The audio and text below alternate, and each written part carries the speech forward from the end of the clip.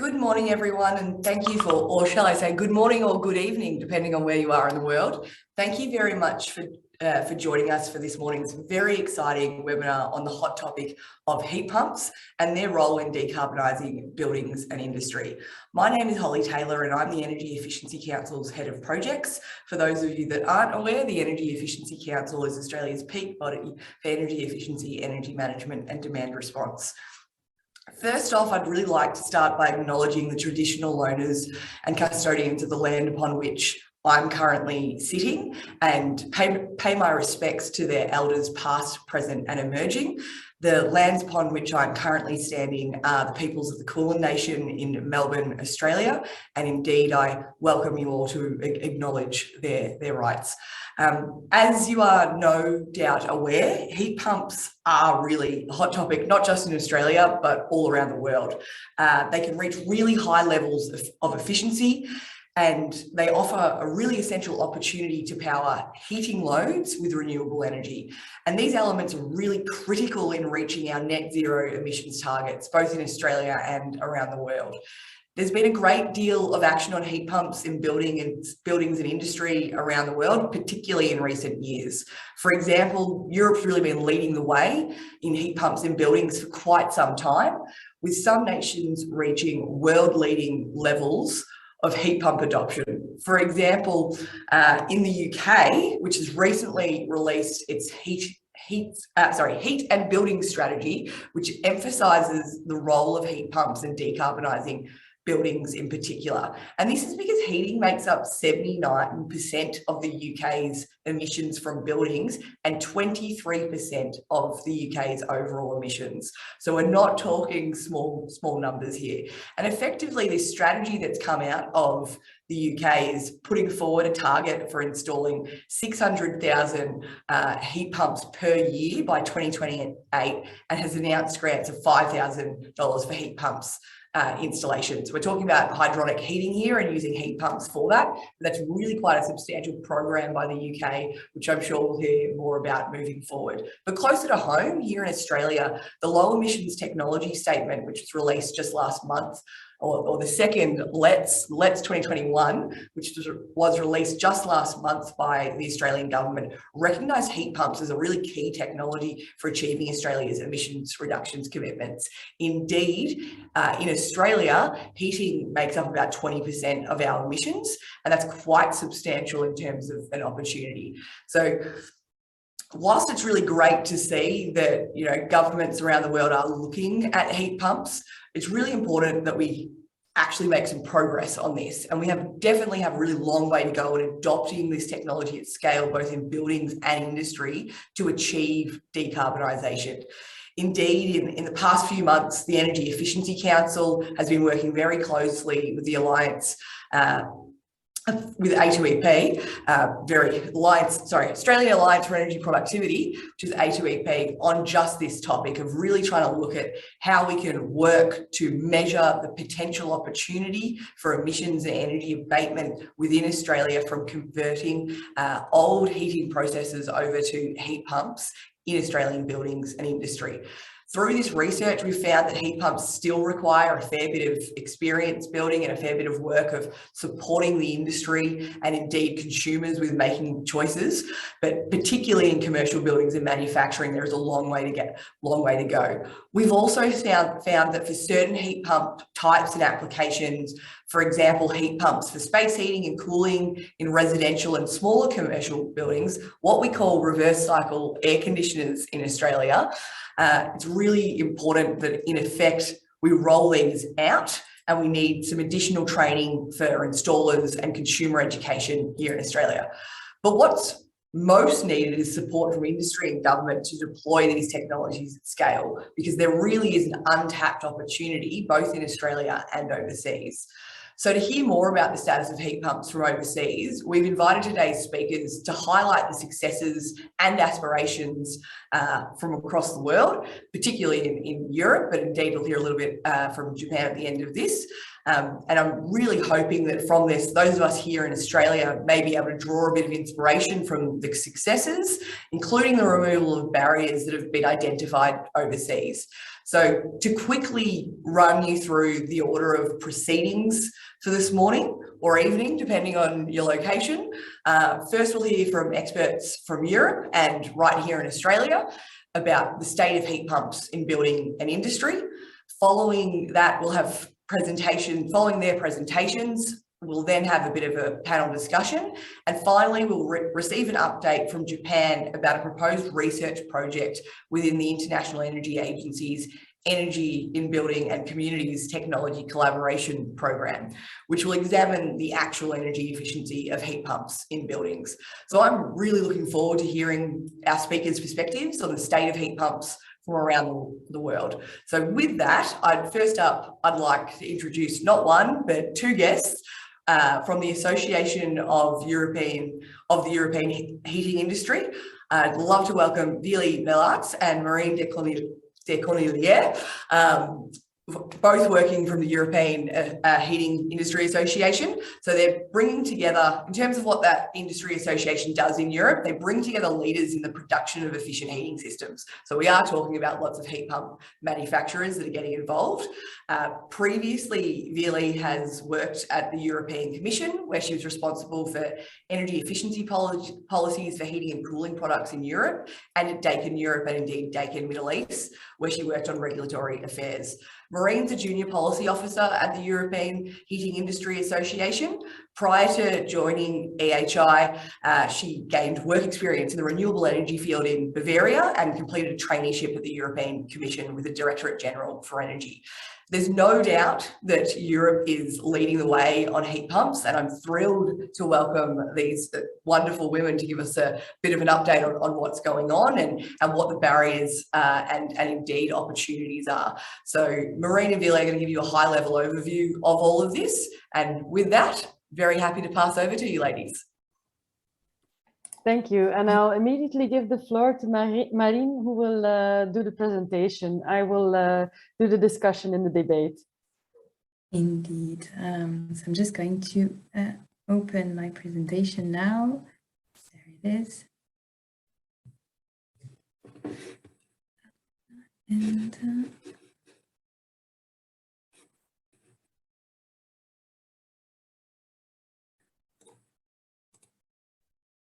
apologies.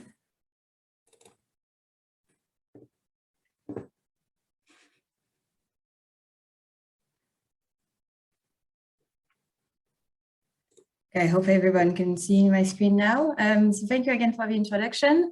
So I'm going to present to you an overview of the European market for heat pumps and the different challenges that we identified to their uptake in European homes. So first of all, a few words about our association. The EHI, the Association of the European Heating Industry, is an industry association representing manufacturers of hydronic heating systems in Europe. So here you get an overview of the members that we represent, and they represent about 90% of the European market, of the EU market for heating systems. And to dive in directly into our subject of heat pumps, in 2019, heat pumps represented about 4% of the installed stock of hydronic heaters in Europe. But we do expect this share to grow in the coming years, as we see an increase in the share since a few years, and we expect this growth to continue in the next few years, mostly due to the policy context in the European Union. The European Union, with the Green Deal, has set itself the objective to become carbon neutral by 2050. And for this objective, all eyes are in the building sector, which currently represents 36% of greenhouse gas emissions and 40% of the energy consumption, with the largest share of this energy consumption coming from heating. And this is largely due to the fact that currently in Europe, 61 million of the installed heating appliances are old and energy inefficient. So a faster replacement of these appliances with more efficient technology is going to be key for decarbonization. And of course, as heat pumps are among the most efficient heating technologies, they're going to play a key role in the decarbonization. So to reach these goals, the heat pumps are going to have to be rolled out massively in European homes. And we identified 3 ranges of challenges to their uptakes. They range from financial challenges, technological challenges, and challenges in the supply chain. So first of all, regarding financial challenges, the first barrier when consumers want to purchase a heat pump is, of course, the purchase price. Currently in the European Union, the average purchase price of a heat pump is at least 3 times higher than a condensing boilers. So this is, of course, a huge barrier for consumers who want to switch technologies. But also there are running costs, which are quite important due to the cost of electricity in Europe, which is higher than the price of gas.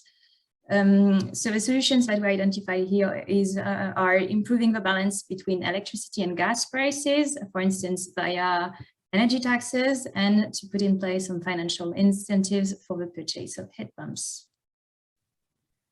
Moving to challenges in the supply chain, we identified challenges in the electricity grid. Well, the massive rollout of heat pumps is going to put more pressure on the electricity grid. So here we recommend adopting a multi-technology and multi-energy carrier approach, tapping into all sorts of potential flexibility sources and reinforcing the electricity grid. A second challenge that we identified is the lack of installers. Current in the European Union, in order to be able to work with heat pumps, installers have to have a certain certification. However, currently there's only a limited proportion of them who do have this certification. So here we recommend integrating heat pumps early on in the training programs for installers. And finally, the lack of periodic inspections. So heat pumps, just as any heating appliances, need regular checks in order to diagnose early on malfunctions, which could impede the energy efficiency. So here we recommend requiring periodical operational maintenance for heat pumps, and also preventive maintenance through automation and control functionalities can be a very interesting option. Finally, we identified a certain range of technological challenges which the industry is working on to tackle. First of all, the size of a heat pump. Heat pumps are composed of an outside unit which needs to be installed outside. One solution in this case could be to reduce the size of this part with component integration, but also we've seen some creative solutions in the Netherlands where the outdoor unit can be installed on the rooftop, as seen on the picture here. Also, in the case of ground source heat pump, the pipework requires garden space to be installed. And one solution here to save up some of this space is to lay the pipework vertically instead of horizontally. Finally, one last problem that we see is that heat pumps tend to produce a sound which is louder than overheating appliances. And this sound can be regarded as a nuisance in some neighborhoods. So here the industry has come up with a range of solutions ranging from adding insulation material in the outdoor unit to conceiving new fan designs that reduce the sound, but also using on the optical appearance, using hidden fans can receive the perception of the sound. So to conclude, we at VHI recommend to support the rollout of heat pumps. We recommend raising consumer awareness, training installers, putting in place financial incentives, reinforcing the electricity grid, and adopting a multi-technology approach. So thank you very much for your attention. Dive more in detail into this topic during the panel discussion. Thanks so much for the presentation, Maureen. That was really insightful to think about, what's happening in Europe. And it's also really interesting to see on your last slide in terms of, what should be done next. They're exactly the same solutions that A2EP and the EEC have been coming to in Australia of, where are the holes? There's a little bit more in the space of deployment here in Australia for this big scale work, but it's really useful to see that what's happening in Europe can actually support what's happening here in Australia. So thank you so much for that. So next, we're going to hear from Jan Rosenow, who's the Director of European Programs at the Regulatory Assistant Project, or RAP, which is an independent think tank comprised of a global team of highly skilled energy experts. Jan has several board appointments, including the European Council for an Energy Efficient Economy and the Coalition for Energy Savings. Jan also has a passion for energy research. He's an honorary research associate at Oxford University's Environmental Change Institute. And in recognition of his work within the field, Jan has been named as one of the world's top 25 energy influencers. And he's also been appointed as a special advisor to the House of Commons in the UK as part of their inquiry into decarbonising heating and indeed into the work in terms of developing the heat and buildings strategy. He's a regular commentator in the national and international media, and has been an expert witness to the European Parliament and the House of Commons on many occasions. Jan's, of course, going to be speaking about the state of heat pumps in the United Kingdom, including the recently released heat and building strategy, and some of the exemplars in Europe in terms of heat pump adoption. And with that in mind, Jan, I welcome you to take the stage. Thank you for the introduction, and good morning, everyone. It's quite late here, you can probably tell from the light. I only have 8 minutes, and I just wanted to give you a flavour of what's going on in the UK. But I wanted to start with a picture of my own house, which has a heat pump for two and a half years now. Very old Victorian house, 141 years old, and one of those properties where a lot of people say, oh, heat pumps can't work, you will be cold and it's going to be too expensive to retrofit. Well, we have done it, and I can report back that it's still very nice and comfortable in our house. So I'm talking to you from this exact location in Oxford in the UK. So I'm not just an expert on heat pumps from a sort of policy analytical point of view, but also as a consumer, as someone who's actually using it every day. So I'm going to talk to you about the situation in the UK, and I'm going to use a framework that we developed in a report that you can all find online, which was drafted earlier this year, very much in light of the very major announcements, which I will come to in a second, from the UK government, from the Prime Minister Boris Johnson, to develop a mass market for heat pumps. But at the time, there was a target, but no policy to support it. So we published this report, and I will draw on this heavily in my presentation. So this is the challenge we have in front of us in the UK, and this has already been mentioned in the introduction.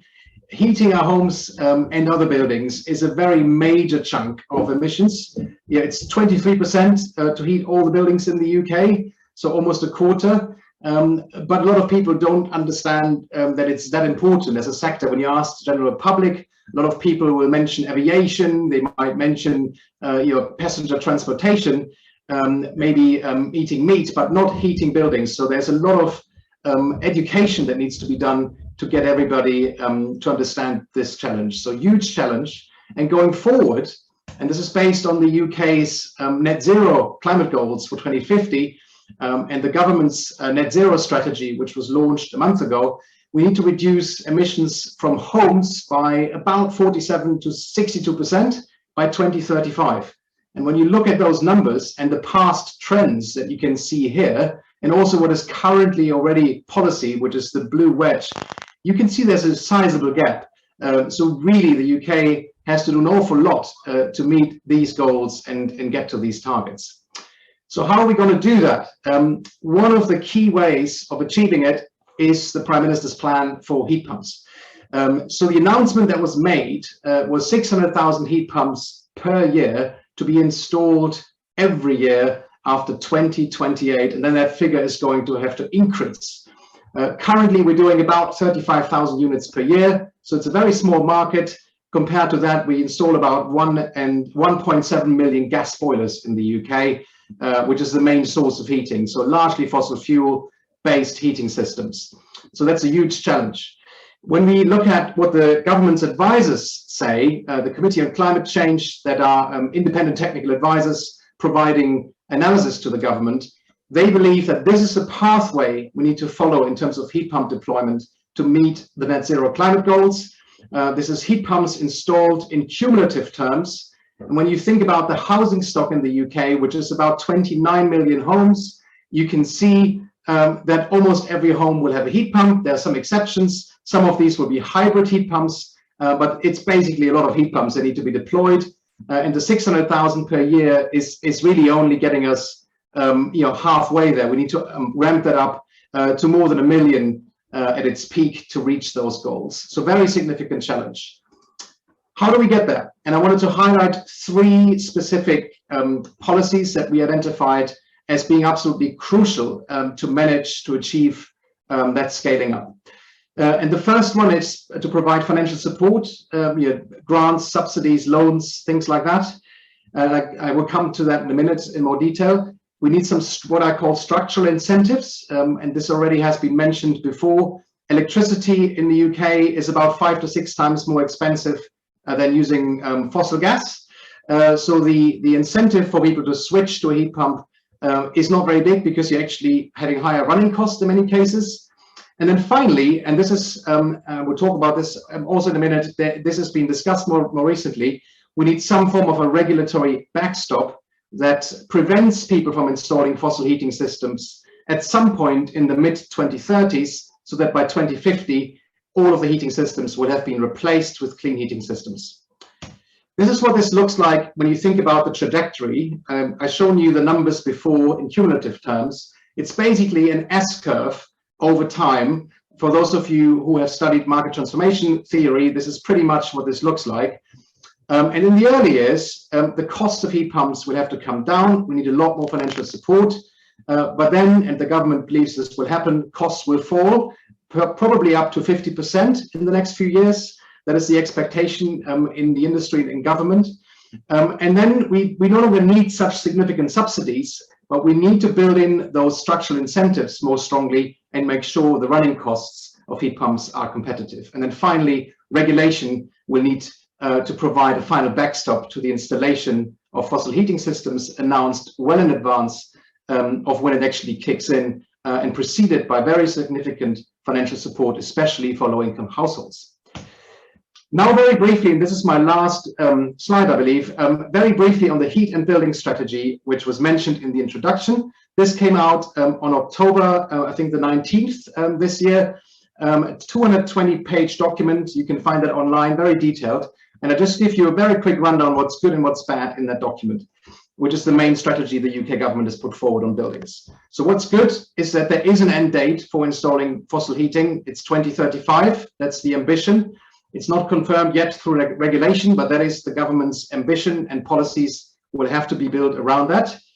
Second, there is going to be a reform of electricity levies. And I don't know whether you have similar terminology in Australia, but essentially these are environmental programs that are paid for by a surcharge on electricity bills. And some of this will be shifted potentially to other fuels used for heating, such as gas and heating oil. And then, sorry, my slides are not skipping as fast as I want them to skip. The third point that is quite good is potentially a manufacturer obligation, which would require the manufacturers of heating systems to develop a larger portfolio of clean heating technology. It's very similar to an energy efficiency obligation or white certificate scheme, which you have in some of the Australian states as well. What's not so good? Very modest levels of funding, actually. I mean, the £5,000 per unit may sound great, but overall it's only enough to support 30,000 units per year, which is falling way short of supporting a significant chunk of the 600,000. So there's certainly need for more funding. And then finally, this is my last point, there's still no properly funded energy efficiency program to support the rollout of heat pumps and to make sure that properties that need more insulation get insulated. I stop here and I look forward to the discussions and any comments and questions. Thank you.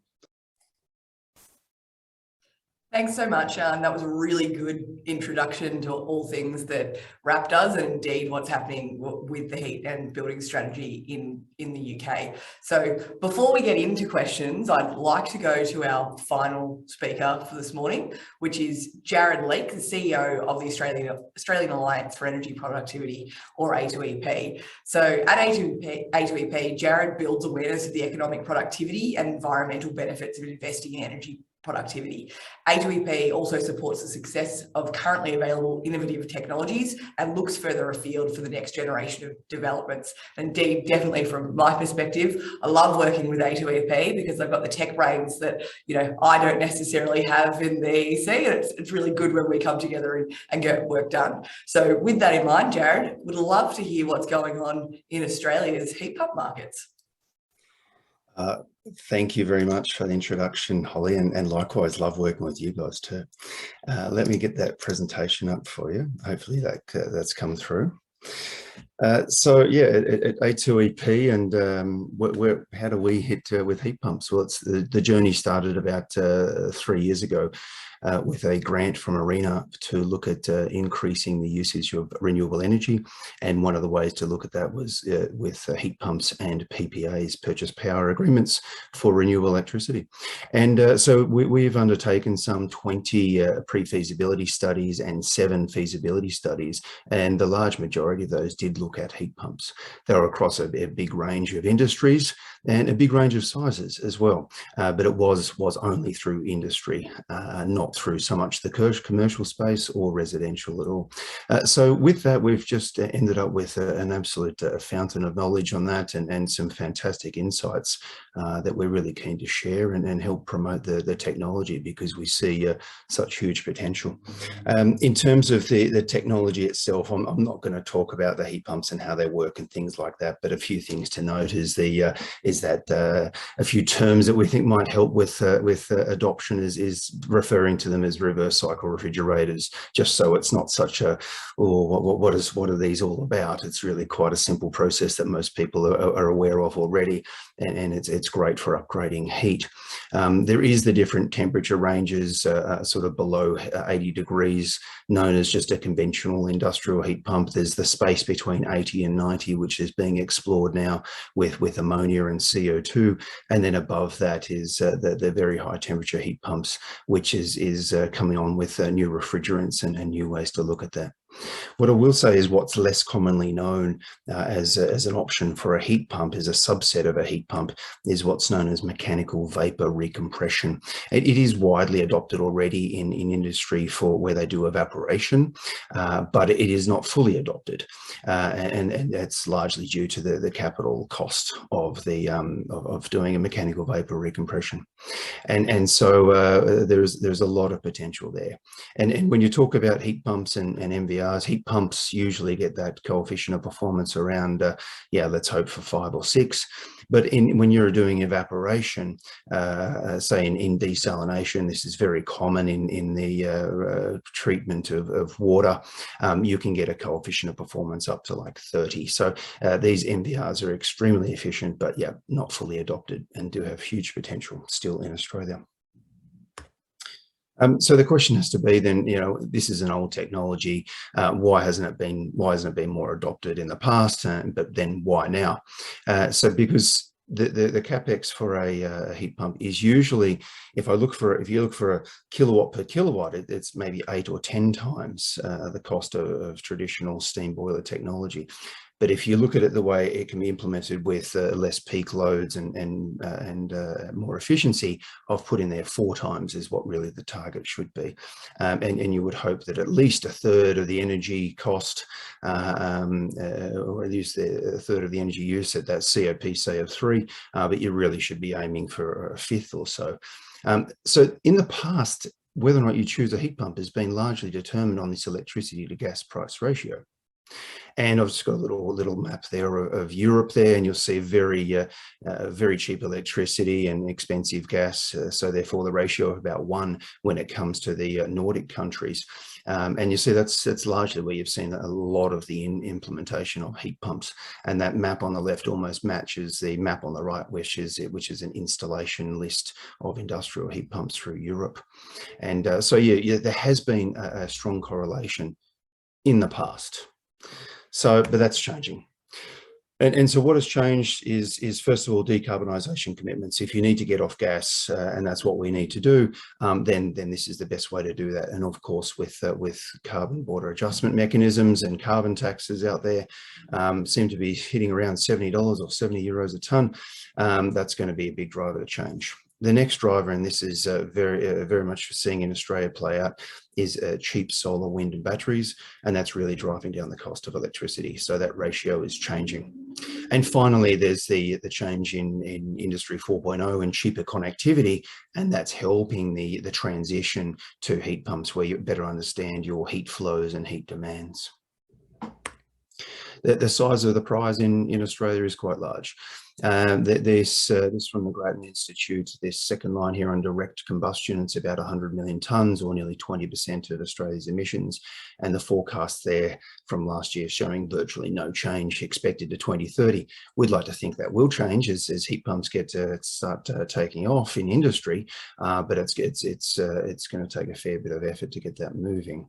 But this is where it's at, direct combustion, and that's usually firing in boilers and things like that. This from a ARENA-sponsored ITP report, and this breaking down that heat demand there across industry, and you'll see a lot of that fuel, 52% of industry's demand being used for heating, and that's mainly by natural gas and coal, a little bit of bioenergy from the sugar industry as well. If you took that further into break that into temperatures, and that's the temperature that it's produced at, the heat is produced at, not at what it's used at, you'll see there's about, call it a 50-50 split, 250 degrees and above and 250 degrees below, each one representing about 350 petajoules. From the assessments that we've made and what have you, if I give a high level recommendation there, it's going to be about heat pumps and what have you at these lower temperatures, and electrification where you can, and fuel switch where you must. There's the higher temperature applications of alumina, steel and ammonia and chemicals and what have you, but there's a lot of low temperature heat demand in pulp and paper and food and beverage, and that's certainly where the focus should be for heat pumps. So as I mentioned before, is that fuel switching, and that's what we see as the likely outcomes of hydrogen, bioenergy and solar thermal, what have you, for these higher temperatures. But for these lower temperatures, that's all going to be about mechanical vapor recompression and heat pumps there. So where to now, and what's happening after these 20 or so pre-feasibility studies? We're seeing quite a few of these projects go ahead.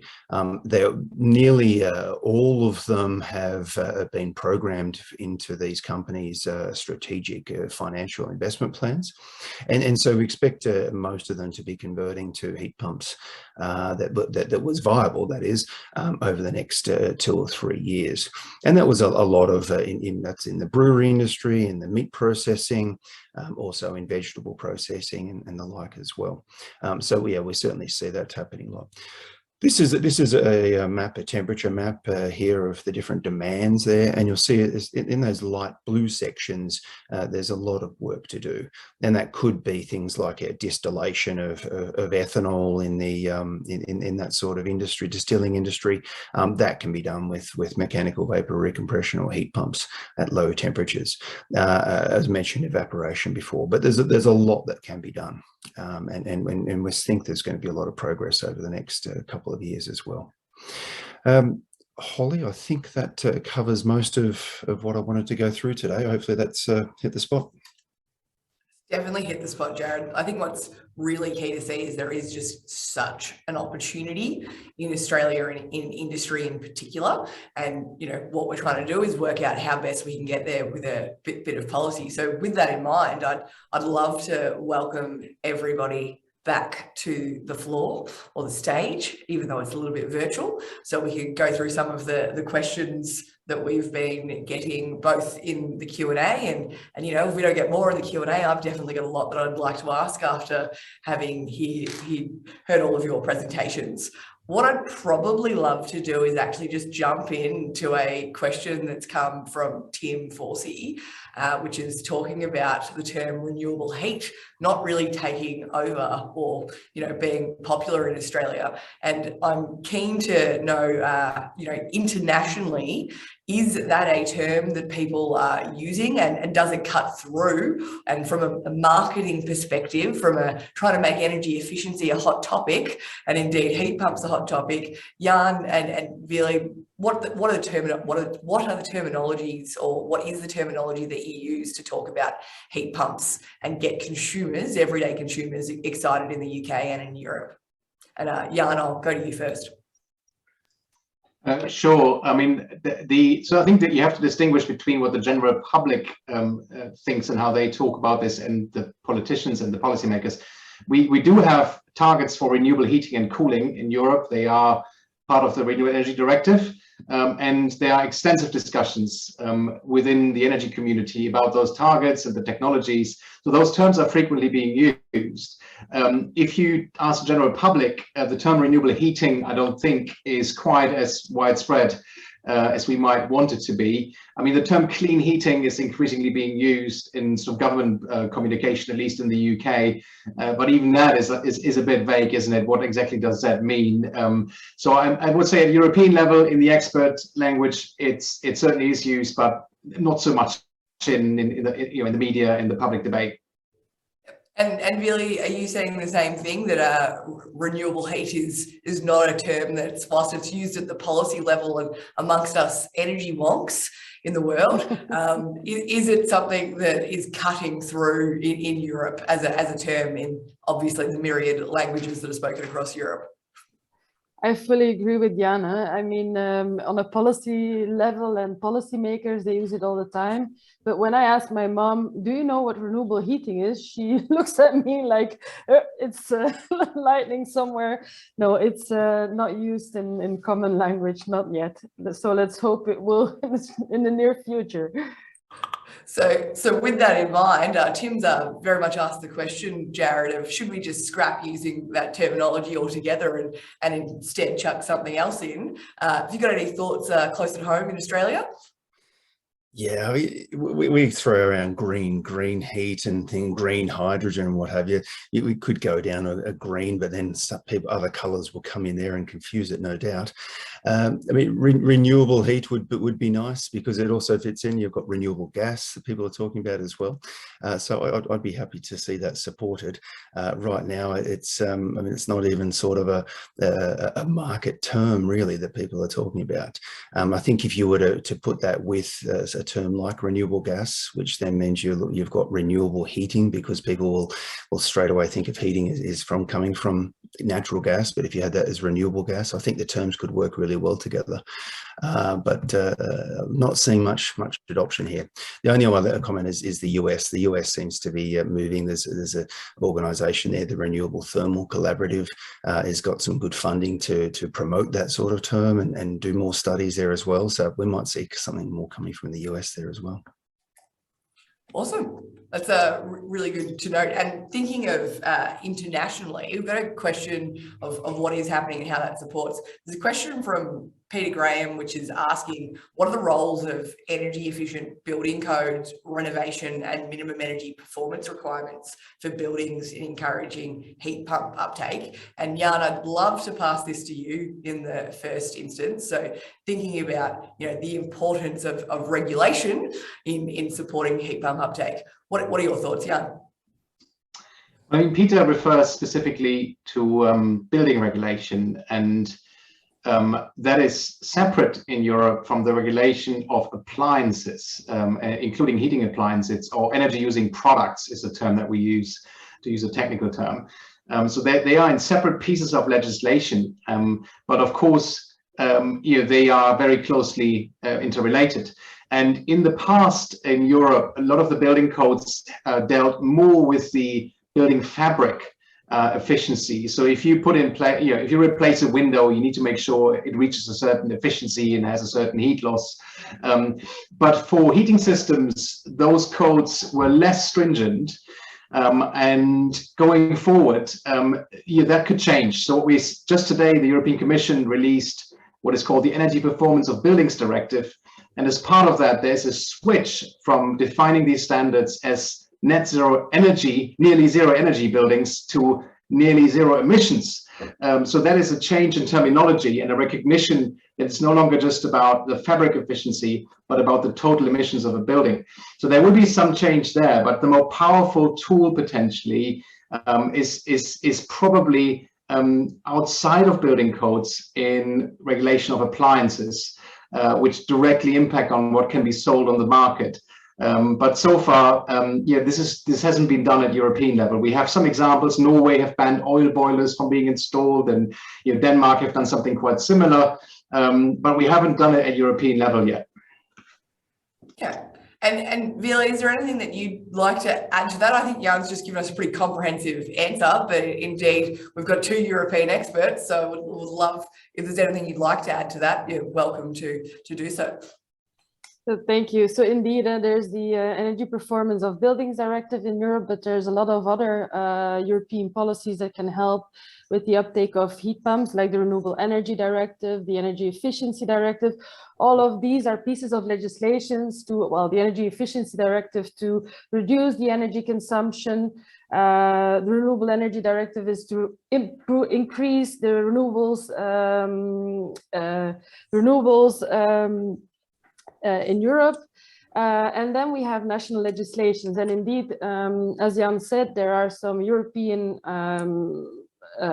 requirements on products, but for the moment, Europe is taking the approach that when it comes to banning certain technologies, it's up to the member states, because there's so many different levels of where member states already are today. Like if you look at the Eastern European member states, I mean, some of them still use coal, so they need to move away from that. And I mean, there might not be sufficient budget to do an immediate transit from coal or some kind of fossil fuels to heat pumps. So they leave it to the member states really to go into their own pace, but they have to achieve the main goals in the European legislation.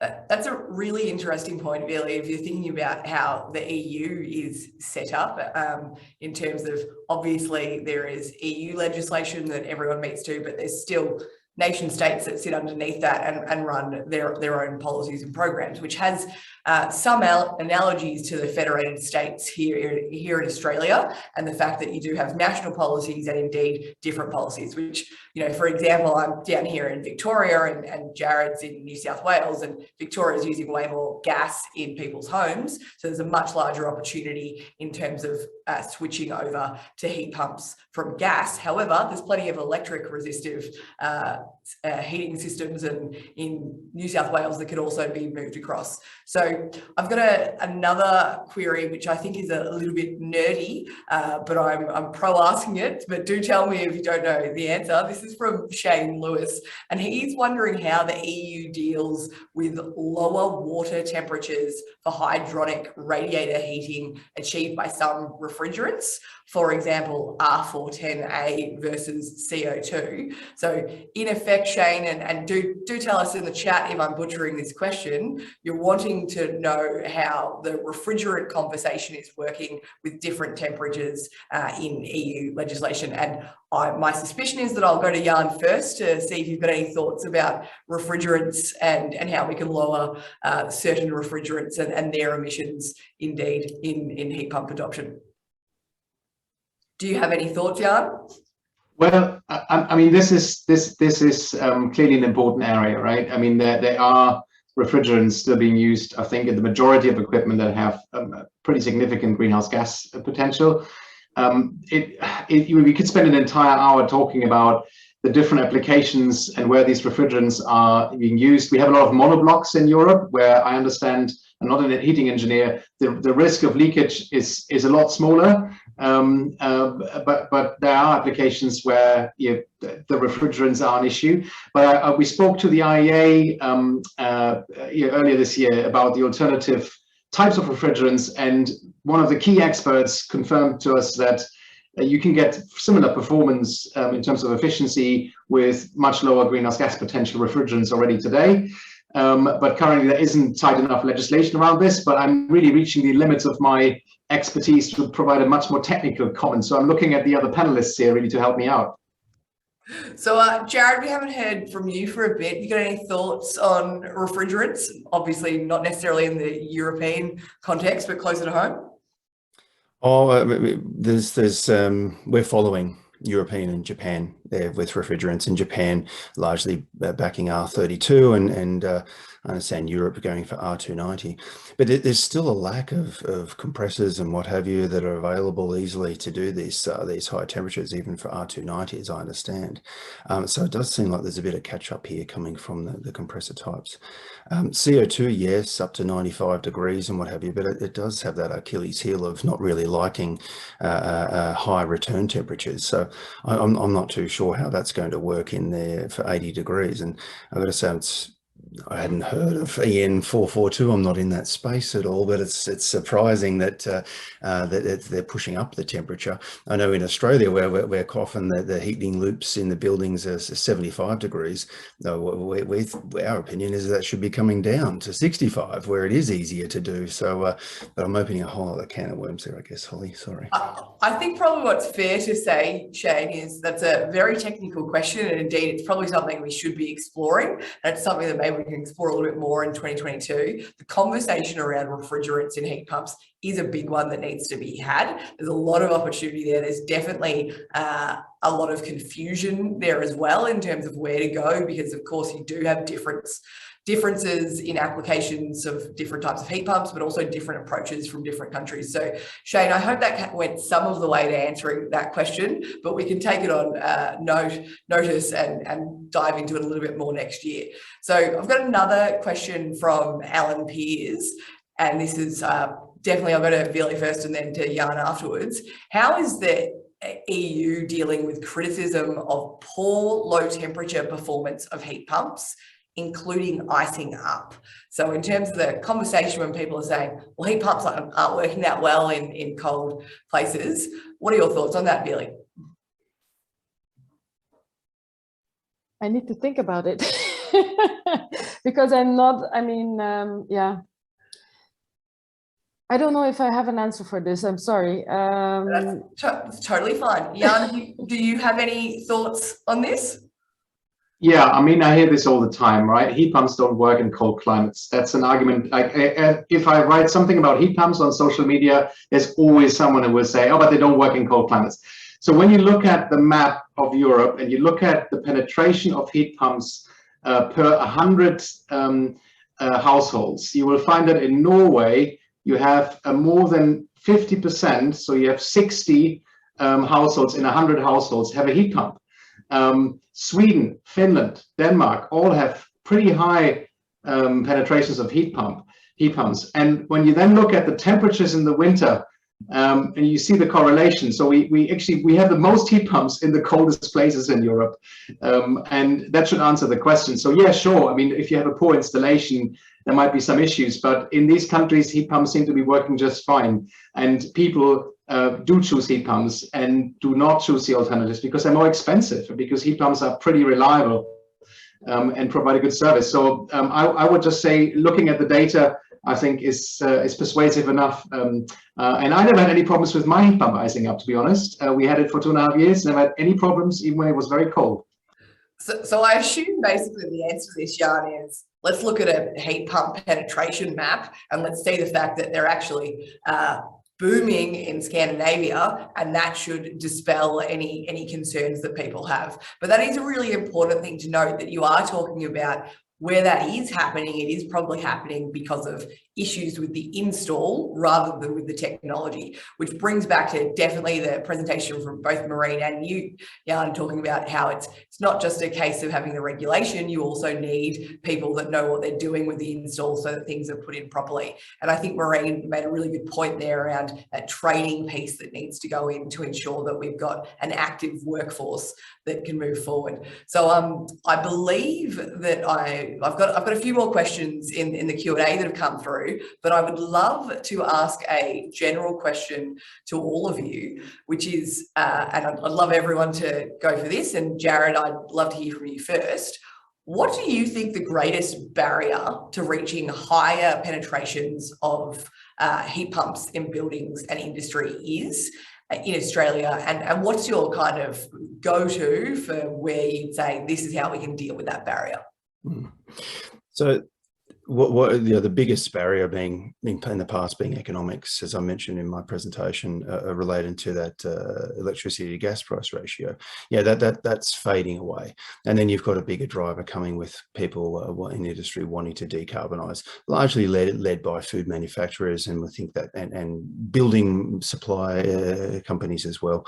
And so those drivers are increasing there. In terms of sizing it correctly, there's still big barriers of understanding of how to incorporate them correctly. The performance of the heat pump is highly related, is perfectly correlated to the heat source that you can apply to that. And so if it can be coordinated or integrated with heat rejection from an industrial refrigeration plant, you can get enormous boosts in the performance there. So this ability to understand how to do that and how to optimize the system then is probably the biggest barrier right now. One rule of thumb that we're seeing come out now is if you've got a 1 megawatt boiler, you should be aiming to replace that with a 400 kilowatt or less heat pump.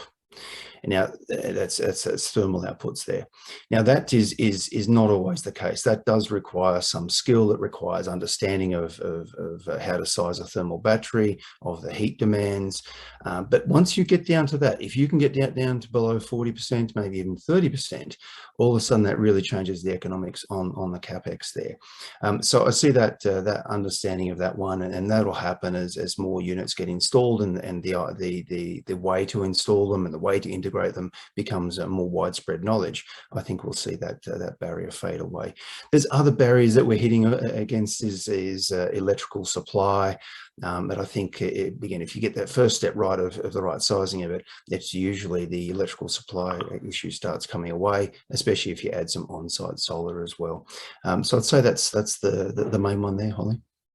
Awesome, thanks, Jared. I think that's probably a thing to note, that economics often is the biggest barrier, but it is one that can be overcome. So Veerle, from your perspective in Europe, what do you see as the biggest barrier to heat pump adoption? And indeed, can you go into a little bit more detail following on from Maureen's presentation on how you're going to overcome that? Okay, so I think it depends a bit. Well, as a consumer, let's say I'm interested in buying a heat pump, installing it, then I run to a first big barrier, and that is very often finding a suitable installer or finding my way in how to install that heat pump and who can install that heat pump. So very often it starts, well, if you look from the consumer's perspective, let's say he has the economics, he has the budget to buy a heat pump, then the problems start with the installer. Can I find an installer who can do it, and how quickly? I have a couple of colleagues when I was still working at the European Commission, and they were very interested in installing a heat pump. They were all working in the energy sector, so they were all very much conscious about the climate, so they wanted to install a heat pump. They tried to find an installer. It took them, well, a couple of months to find an installer. Then the installer said, wait a moment, I'm going to give you an offer. That took another couple of months. And then in the end, the installer said, hey, but look, I cannot install a heat pump in your house because the electricity grid and the connection to your house is not suitable. So it's like, I think we need the sort of one-stop shop where a consumer can go and get all the information that they need to install a heat pump. you know, from the start to the end on how to install a low temperature heating system in their houses.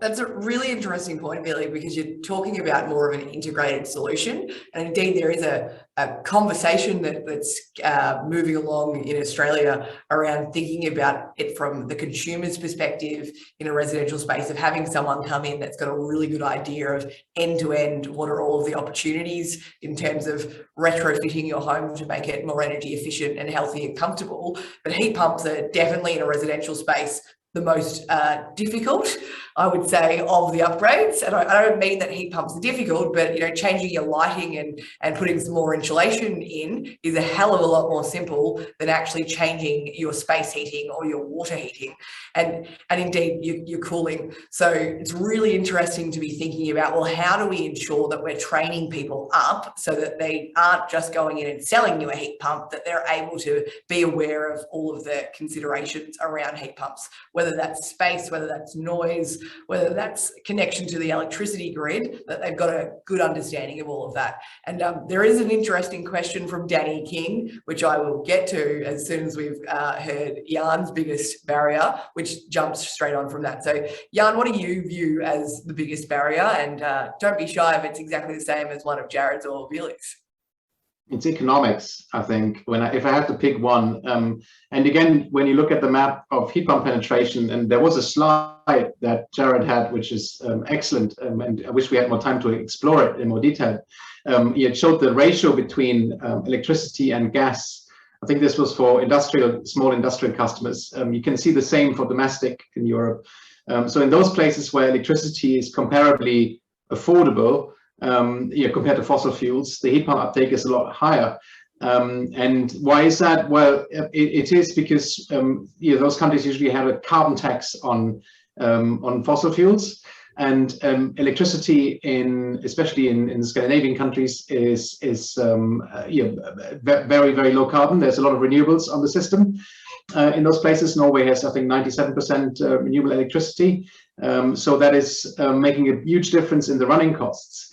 And I believe even the higher upfront costs, once you have a business case that the running costs are much better, similar to electric vehicles, you can see people suddenly jumping ship and adopting the heat pump because they can actually see, right, over 10 years, 15 years, I'm getting a saving. And if you then have a financial product that takes care of the upfront cost, which we already have, you can get a fossil heating system installed in Europe in most countries with a finance product around it, similar to buying a car. And there's no reason why the same shouldn't be in place for the heat pump. But currently the economics of the running costs simply do not stack up in a lot of European countries. So that is, for me, the major barrier. There are many, many others, but that is the key barrier. And unless we address that, I think all the other things are not going to work. Yeah, and it's a really interesting point that I think Jared made really well in his presentation of looking at, well, what is going to deal with that economic barrier? And obviously the transition to net zero and the fact that you are getting carbon taxes or other measures that are financially disincentivizing people from using carbon is very much improving the business case for transitioning to heat pumps. And that's, just one way. Indeed, Jared, you used other examples of how we're moving it. It's really important to note that it's not just something that's going to happen. It is something we need to work to. Your point, Jan, about saying, there's commitments to net zero that came out, but there wasn't any strategy. So, the Regulatory Assistance Project needed to write a report to push that conversation along, which has then enabled an actual strategy in the UK. But the point that you made about the UK of now having a strategy and a plan, but there actually not being enough money to implement that plan is a real issue. And until you've got the right mix of incentives and disincentives, or carrots and sticks, if you will, it's difficult to reach that point. But it is obviously something that we'll all continue to work towards, because with heating making up, over a fifth and almost a quarter of our emissions, it's something we're going to have to work on. So with that in mind, I would love to ask Danielle King's question, which is, how have building owners overcome space requirement issues for heat pump retrofits in commercial buildings? Because space requirements are often larger for heat pumps than gas boilers. And with that in mind, Jan and Veerle first, but definitely happy to come back to you on this, Jared. What do you think's been happening in that commercial building space, or is it just something that's not being covered particularly well in Europe as well? Is the focus very much on residential and industrial applications, or is there some work on commercial buildings? And Jan, happy to go back to you first, if that's okay.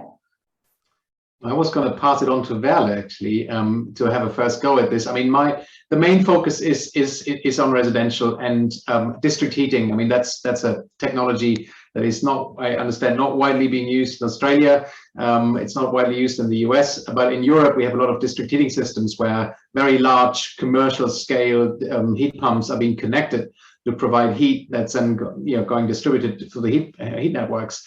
But for individual commercial buildings, this is not a key focus, and I'm going to pass on to Veerle, hoping that she can provide a bit more detail on this, and Jared as well. Veerle, do you have any thoughts on this? Well, I can say, okay, indeed, there's district heating for commercial and industrial buildings, but also our manufacturers are developing solutions for commercial buildings. So they are developing electric heat pump solutions, but also hybrid heat pump solutions and thermally driven heat pump solutions that are very well suited for commercial buildings. So indeed, the initial focus was on the residential buildings, but now we're also turning to the other buildings as well. Yeah, I think it's a really interesting piece to note, is the difference. Like, it's great that in Europe you're starting to think about, well, how do we deal with these issues and design in such a way that can fit into these spaces? But there is a big difference between Europe and Australia in terms of the fact that we don't have district heat here in the way that you definitely have in the UK and in other parts of Europe. And with a district heating network, you do have the capacity to be using heat pumps because there's a district that's supporting it, and there's space requirements around that. So Jared, from your perspective, this is obviously something that we've discussed many times, and saying the big issue for commercial buildings in Australia is, for us to transition heating over to heat pumps, we're going to need to use up all the roof space, and we might not have enough roof space. So it's definitely an issue. And do you have anything to add to that beyond Veerle's very obvious point of we need to be starting to think very innovatively in terms of how we're designing the actual heat pump solution because of those space requirements? Yeah, Holly, maybe it's a case of we need to start from scratch there, because most commercial buildings half have a heat pump installed. They've got chillers right now. They're definitely not set up to do the heating, but it's halfway there. If those chillers were set up exactly how we have in our homes as air conditioners reverse cycle, then all of a sudden you'll be able to change the equation. Of course, when you do that, you've got to use up a bit more roof space for the heat rejection or cold rejection, and that will no doubt need some new technologies and have to go away from water-based cooling towers to probably to fin fan dry coolers or adiabatic, probably adiabatic type systems, so you don't lose too much on the hot days. So I think you're looking at probably needing to do a big transition on that to get the space done. And through the discussions that we've been working with you guys with, there's a lot of the chiller manufacturers who are getting ready to help with that sort of transition, as we understand, and not flicking a switch. Work to be done, but I think that is likely to be the best case scenario for upgrading just chillers to reverse cycle as well. Awesome. Okay, thanks, Jared. And speaking in the Australian context, we've actually got a question that I'm not 100% certain we've got a good answer for from Tim Forsey, which is asking where can we see case studies of actual Australian industrial heat pump projects that have been installed. And Jared, I believe this isn't a particularly good answer, but keen for you to say that rather than me. Yeah, there hasn't been a lot of progress over the last many years with policy uncertainty and what have you. There hasn't been favourable conditions. That is changing, and it's changing fast, and the work that ARENA is doing is certainly helping that. There really is only the major one that's published is from Thomas Food International, a meat processing plant. We also know that there's the chocolate confectionery plant has installed an industrial heat pump as well, but we don't have too many details on that one. Apart from that, it's a lot of smaller things, the odd bit of space heating in bits and pieces, really. What has happened in the last 6 months is a lot of gains in New Zealand. So across the ditch, their government has subsidised or provided grants, I think about $12 million for I think it's actually about 12 different projects for heat pumps, largely in the meat processing area. So I would expect within another 6 or 12 months, we'll have a lot of nearby case studies to explore. There is one running already that we explored earlier in the year at a meat processing plant, but yeah, so another 12 or so coming online in the next 12 months. I expect it'll be another 12 months. We'll start seeing a few more construction projects start here for them in Australia, and then we'll start filling in the gaps for knowledge and installation case studies there. Yeah, I'd say that's a really important thing to note there, Jared, that whilst there is not that much happening right now, we're definitely aware of the fact that that knowledge sharing is really important. And in terms of the work that we've been doing with the Commonwealth around heat pumps, one of the key recommendations moving forward is that we are doing a hell of a lot better at knowledge sharing. And I guess the good news there is when you think about the work that ARENA has done over the years, ARENA has a really strong ethos of knowledge sharing and of thinking about the projects that they're doing and getting that knowledge out. So Tim, whilst we don't have a lot of great examples now, we will in the future. And Jared, happy for you to jump back in. There is one thing, and COVID has put this back as well. When you're doing a completely new process, so to say, this is not something that can be done remotely. That does require people flying from different parts of the country and coming into sites to do the testing and commissioning. There is one exciting R&D case, which hopefully we'll have some details on next year, which has been put on hold for coming up to nearly 12 months now because of COVID issues. So whilst COVID hasn't really slowed down day-to-day production and just keeping plant going, Australia's done very well there. If you want to do some R&D and get on site and do some testing, a lot of commissioning and that sort of work, that's definitely had an impact there. Yeah. I guess the good news there is, given how high our vaccination rates are, hopefully our borders will continue to stay open. But on a completely different topic, we've got another question from Peter Graham that I'd love to ask all of you, but Jan, keen to hear your perspective first. This is a little bit more aggressive in terms of a stick that we could use. Do you think that banning fossil fuels or requiring electrification with building regulations is necessary to mainstream heat pump uptake? Or do you think we could do it with a less aggressive measure? I think ultimately the answer is yes, but it has to be done very carefully. It has to be done in conjunction with a lot of supportive policies. So the way we think about it in the UK, but also in Europe at European level, is very much analogous to the car sector, where many countries we had subsidies initially to support the purchase of electric vehicles, but we also in more recent years have introduced hard end dates for the sales of internal combustion engine cars, but they were announced at least a decade ahead, in some cases 2 decades ahead.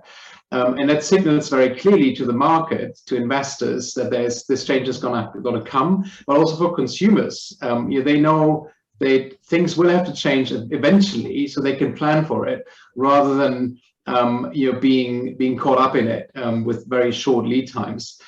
So it's going to be very important. And I say that because net zero really means we need to change all of the heating systems. It's not enough to do 80%. That is simply not enough. In all of the scenarios that have been done at European level, we see almost a complete decarbonization of the building stock, which requires the almost complete replacement of existing heating systems. And all experience shows that you kind of have your traditional market transformation curve. You kind of get the early adopters, the innovators, and you get the kind of the mass market. But there is a laggard section at the end, people who are not going to do it. And that's where regulation is going to be required. But that's politically very difficult. It really isn't easy, and the discussion around that is going to be one that needs to be handled very carefully, because if you get this wrong, it will lead to a massive backlash potentially. I think that's a really interesting piece when you're talking about market transformation and the S-curve that you put in your slide of thinking about, well, which policy mechanisms are you bringing in at what point? And, early on, money is needed to get it moving, but eventually the market should move, the costs should come down because enough people have done it. But you're right, there are people that are so stuck in their ways, for lack of a better phrase, that the only way to move them will be with hard regulation. So with that in mind, Veerle, do you have any opposing views or anything else you'd like to add to that? Yes.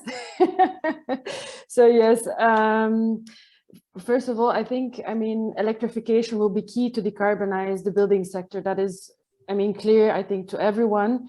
But European modeling also shows that not all buildings and all will be electrified by 2050. There are different ways to decarbonizing buildings and making everything heat pumps. And Marina already mentioned it in her presentation, but we're in favor of a multi-technology, multi-energy carrier approach. And of course, we're not against banning of fossil fuels. That is, that's clear. If you want to decarbonize, we need to get rid of the fossil fuels. But there are products on the market, heating appliances on the market, that are very efficient and do not work with fossil fuels and that are non-electric. So we are developing a lot of different types of products, amongst which also some heat pumps. I'm talking about hybrid heat pumps, which work partly with electricity, but partly also with renewable gas. Talking about thermally driven heat pumps, which can also work with renewable gas. Talking about micro CHPs, which can also work with renewable gas. So there's all different kind of solutions that can work with renewable fuels that are not electricity. So from that perspective, I believe that it's not necessary to it's necessary to ban fossil fuels, so the fuel, but not the technologies that can use fuels different than electricity. And according to us, it will also be necessary to keep those other fuels to ensure that there's a resilience of the energy system and to ensure better system efficiency. So yes, I have a bit of an opposing view to Jan.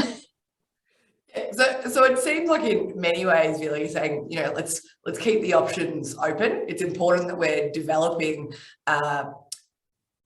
net zero technologies that aren't just electrification with renewables. And I can definitely see that Jan's hand is back up. So I'm pro going straight back to Jan before I keep talking. Very quickly, what I didn't say, and I don't want to be misunderstood, is that there should be a regulation to force people to buy a heat pump. What I did say is that there needs to be an end date of the installation of fossil heating systems. That's the key. And if you can prove that your heating system runs on 100% renewable gas, I don't have any problem with that. What I do have a problem with is if people install what is called hydrogen-ready boilers that continue to run on fossil gas with no planning for the renewable gas to ever arrive. I think that is the problem. But we're getting right into the highly charged debate around heat decarbonization in Europe now, and I'm aware of time and I don't want to distract the discussion too much. I think it's a totally reasonable conversation to be going into on account of the fact that we're having the same conversations in Australia. There is a conversation about how much of our industry and our buildings should be electrified and how much should we be going, well, actually, we've already got gas systems, let's just convert to hydrogen. So with that in mind, Veerle, I'm very happy for you to come back. And I'm loving how polite you both are with putting your hands up. If it were Jared and I, we'd just be butting in. I lived in the UK for too long. And Belgians are also not very intrusive. No, I just wanted to highlight indeed. We fully agree that fuels need to be decarbonized, gaseous fuels as well. from the heating industry in Europe, we can only say that our appliances are ready to use different types of fuels, but now it's up to the fuel suppliers who need to follow. So we can install those appliances, and whenever the fuel can be delivered, they can run on those fuels. Awesome, which is good to do. So I think it's clear here that broadly the view is we want to get to net zero, and we're supportive of doing that with heat pumps and with other technologies that might not use electricity. I've got one final question that I'd like to pose to all of you before we go to Takao, and this is a piece that's come up time and time again in terms of our conversation in Australia, which is about training to ensure that the installers are up. And I've got a question from Glenn Day, who's asking, in the UK, what are they doing to help transition traditional gas boiler installers to be trained up to install heat pumps? Because this is the crux of the issue for many of us, is actually getting the installers that have been working in gas or electric resistive for a really long time, the knowledge so that they can move to heat pumps. So Jan, have you got anything to say about that? Yeah, it's indeed an area where the UK government sees a need for action. We have about 1,500 heat pump installers in the UK. They cannot install 600,000 heat pumps per year. That simply isn't possible. So we need about 40,000, I think, is the number that I've seen, installers to be able to deliver on that target. So that means a lot of people need to be either reskilled or upskilled, or whatever you want to call it. And that, these initiatives are just starting, so it's still in development. But there are things like workshops where people who are interested in getting into that sector can turn up, and they get they basically get the opportunity to learn more about how to make the conversion to become someone who is involved in installing heat pumps. But we still need to see the full suite of policies, because the announcement is still very, very recent, and the strategy just came out a month ago. So we have to wait a little bit longer, I think, to see exactly what's going to happen. Final word on that, perhaps, experience from other countries shows that is really important. Good training was key to success in Sweden, for example, because it resolved some of the poor quality installations which happened in the 1980s and really damaged consumer confidence. I think that's a really great point to end on there, Jan. If we're looking at this, it's not just a case of doing one of the policy measures. There's a suite that we need to use in unison, because if you're rolling out training programs, what's the driver for the installer to do that training program, which obviously costs them money unless there's a market there. But it's really interesting that you use that stat of saying there's 1,500 installers currently, and it looks like you're needing 40,000, and that's huge, or 4,000. That's a huge difference, and the opportunity in terms of jobs and reskilling and rebuilding post everything that's happened with COVID is really there when we are looking at the sheer opportunity for heat pumps. So with that in mind, I'd really like to thank all of you for being here. So Veerle, Jan and Jared, it's been a really great discussion, and indeed Maureen earlier for the presentation. I look forward to working with all of you moving forward on trying to further this conversation, but I'd like to now say goodbye to you and welcome to Takao Soichi from Japan, who is going to give us a bit of an update on what's happening in the IEA EBC's Technology Collaboration Program. So for those of you, thanks Jan, thanks Veerle, thanks Jared. For those of you that aren't familiar, the International Energy Agency has technology collaboration programs which support the work of independent international groups of experts that enable governments and industries from around the world to lead programs and projects on a wide range of energy technology and related issues. And this particular technology collaboration program on energy in buildings and communities has been around for a number of decades, and Takao indeed chairs this, the IEA EBC. So Takao is also Deputy Director of the Building Research Institute in Japan, which is a national research and development agency that conducts technological investigation, testing and R&D on housing, buildings and urban planning. And with that in mind, Decar's going to be giving us an update on the proposed research project through the IAEBC, which is on heat pumps, and giving you a bit of insights on what's coming next. So with that, Decar, I would welcome you to say hello to everyone and let us know what's going on. Yeah, thank you very much. Thank you very much for your kind introduction. I'd like to share my screen. Is it possible? Okay, I can. Can you see my screen? We most definitely can, thanks Decar. Thank you very much. I have, I think, only 3 to 4 pages information for you. As she introduced me, I have been working for National Research Institute to develop and to improve energy calculation methodologies, especially for building energy code in Japan. And I think the same calculation program, that is program, can be used online, and calculation program have been used for design, especially for residential houses. So now, briefly, I'd like to let you know about the situation on of new project proposal inside Energy in Buildings and Community Program and the International Energy Agency. The title is Evaluation and Demonstration of Actual Energy Efficiency of Heat Pump Systems in Buildings. In my experience and in my opinion, accurate and reliable evaluation tool of efficiency for many products, including heat pump. That is very important as a guidance for us to move forward to low carbon or carbon neutral society in 2030 and 2050. This slide show you, this is the situation in Japan.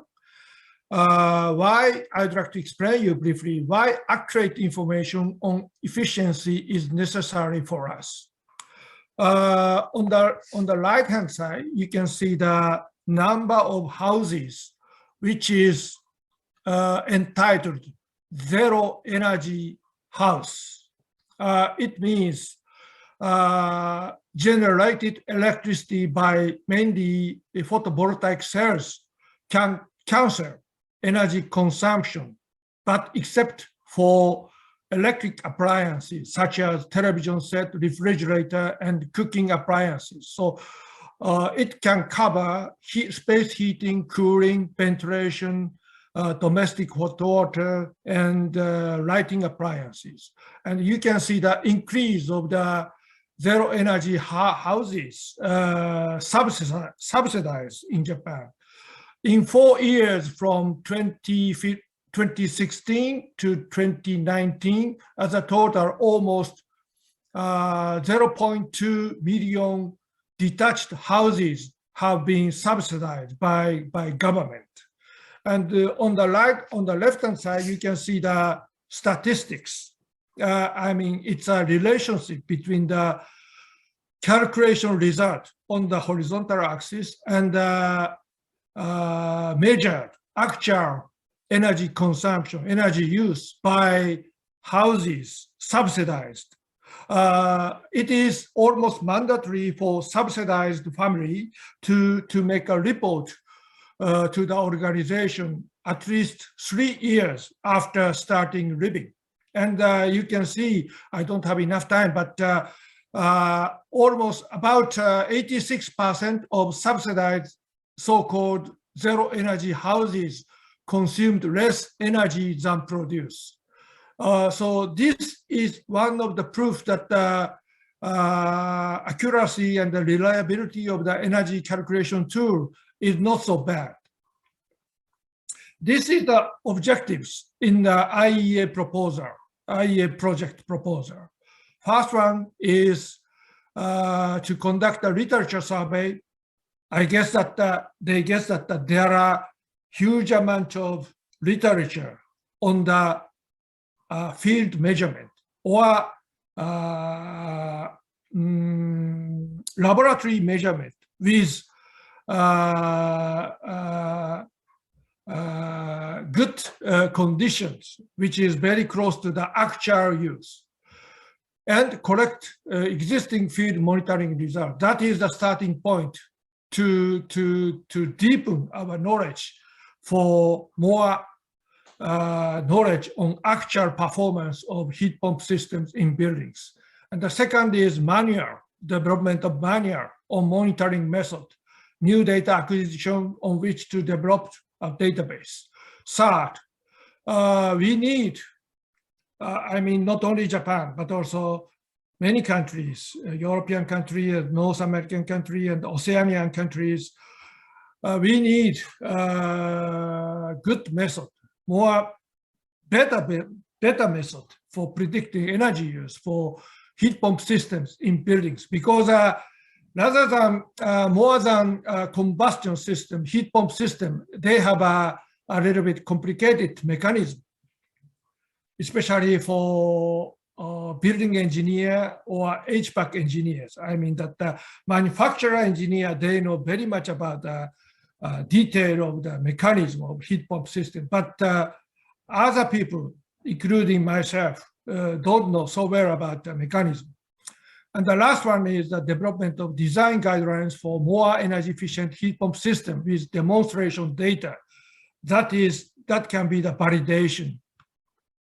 And this is the schedule. We are now under preparation, and it will be a 5-year project starting, hopefully starting from next year, June. So it will be long project a little bit, but step by step, we would like to deepen our knowledge about the actual energy performance heat pump system and how we can utilize that very good promising system to decarbonize buildings, I mean residential and non-residential buildings. Thank you very much for your kind attention. Thank you. Thank you so much for the presentation, Takao. And I think it's really important to note that because it is an international energy agency technology collaboration program annex for the EBC that we're talking about, that means that industry and researchers from around Australia and indeed from around the world can get involved with this project and bring in that data. Indeed, we had a question earlier on about case studies and data, and this project is seeking to do just that. So we're really looking forward to it, hopefully getting up through the IEA EBC, and definitely looking forward to getting more Australian involvement once you do have it up, because it is such an interesting piece of work. So thanks so much for that presentation, Takao, and broadly just a big thanks to everyone this morning. It's great to have seen so many people getting up so early, including you, Takao, to have this really important conversation. So in terms of next steps, obviously whether you're based in Europe or Australia or indeed Japan, there's a lot of work going on at the moment around heat pumps.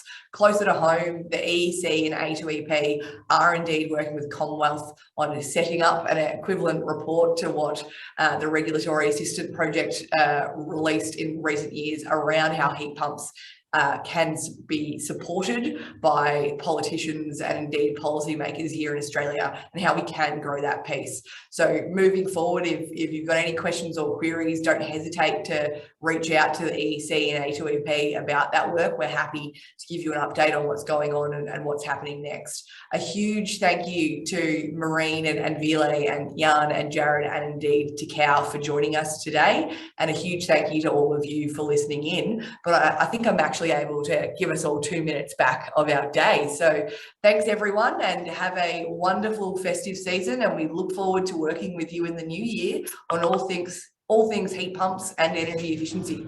Thanks guys.